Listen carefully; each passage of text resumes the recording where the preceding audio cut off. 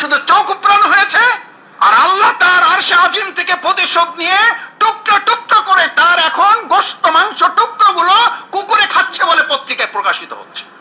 আমাদের সোহানের মা সেদিন কেঁদেছে, আজকে তাদের মেয়েরা রাস্তায় কাঁদছে আর বলছে আমাদের পুরা শরীর দরকার নাই, এক টুকরো মাংস হলেও চলবে। ফাআলুল লিমা ইউরিদ। তারা ষড়যন্ত্র করছে আর আল্লাহ পরিকল্পনা করছে। আল্লাহর পরিকল্পনার কাছে ওদের সকল ষড়যন্ত্রের সময় মানুষের কাছে প্রকাশিত হবে এবং লাঞ্ছিত হবে। শহীদ সোহান ভাইয়ের আব্বার সাথে গত কয়েকদিন আগে আমি এই পল্টন টাওয়ারে আমার সাথে দেখা হয়েছে। ঝিনাইদহের সোহান ভাই জড়িয়ে ধরে শুধু এটুকু বলছে যে মাসুদ ভাই আপনারা থাকলে আমার আর পরিবার কি? আপনারাই তো আমার পরিবার, আপনারাই তো আমার পরিবার। আমরা কেউ ভবিষ্যৎ বক্তা নই, এটা আমাদের বৈশিষ্ট্য নয়, এই দায়িত্ব আমাদেরকে আল্লাহ দেন নাই। আমি ওই দিন সাথে একটা কথা বলেছিলাম, শ্রদ্ধেয় ভাইজান বয়স কাছাকাছি তো, কিছু বড় হবে, বেশি বড় হবে না, কারণ ওনার ছেলে যাকে শহীদ সোহান হত্যা করা হয়েছে মাত্র 16 বছর, এত ছোট্ট একটা শিশু, যার মা আফসোস করে বলেছিল আমার ছেলেটাকে যদি তোরা গুলি করে মেরেই ফেলবি তাহলে তোর চোখটা উপড়ালি কেন? কেন তার চোখটা উপড়ালি? এই আমাদের সোহানদের যারা চোখ উপড়িয়ে শহীদ করে যারা সমাজকর্তা সমাজকর্মী হিসেবে জনপ্রতিনিধিত্বের দায়িত্ব পালন করেছেন, আজকে তাদের ব্যাপারে জামাতের কথা বলতে হয় না, পত্রিকায় মিডিয়ায় আসছে, সন্দেহ করা হচ্ছে হয় চোরাকার বাড়ির সাথে লিপ্ত, না হয় হুন্ডি ব্যবসার সাথে লিপ্ত, না হয় স্বর্ণচালানের সাথে লিপ্ত। এই সমাজকর্মী দিয়ে বাংলাদেশ পরিচালিত হচ্ছে বলেই বাংলাদেশের আজকে এই দুরবস্থা।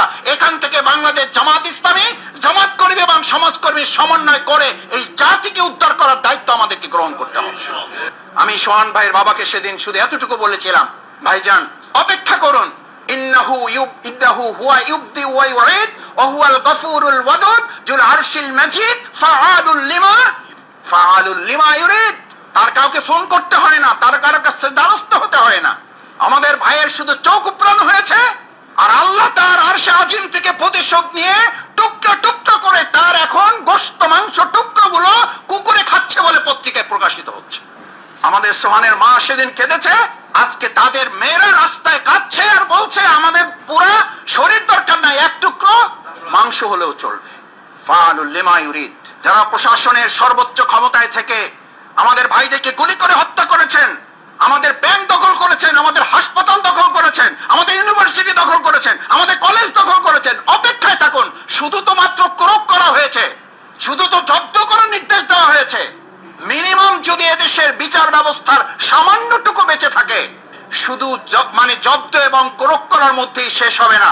আপনাদেরকেও জনগণের কাঠগড়ায় দাঁড়িয়ে চূড়ান্ত বিচারের মুখোমুখি আপনাদেরকে হতে হবে। কারণ সমাজকর্মীর নামে আপনারা মানুষের প্রতি কি করেছেন?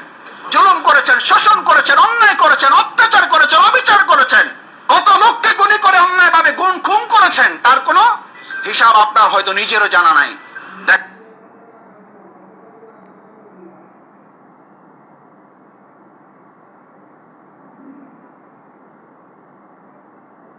আমাদের ভাইয়ের শুধু চোখ উপড়ানো হয়েছে, আর আল্লাহ তার আরশে আজিম থেকে প্রতিশোধ নিয়ে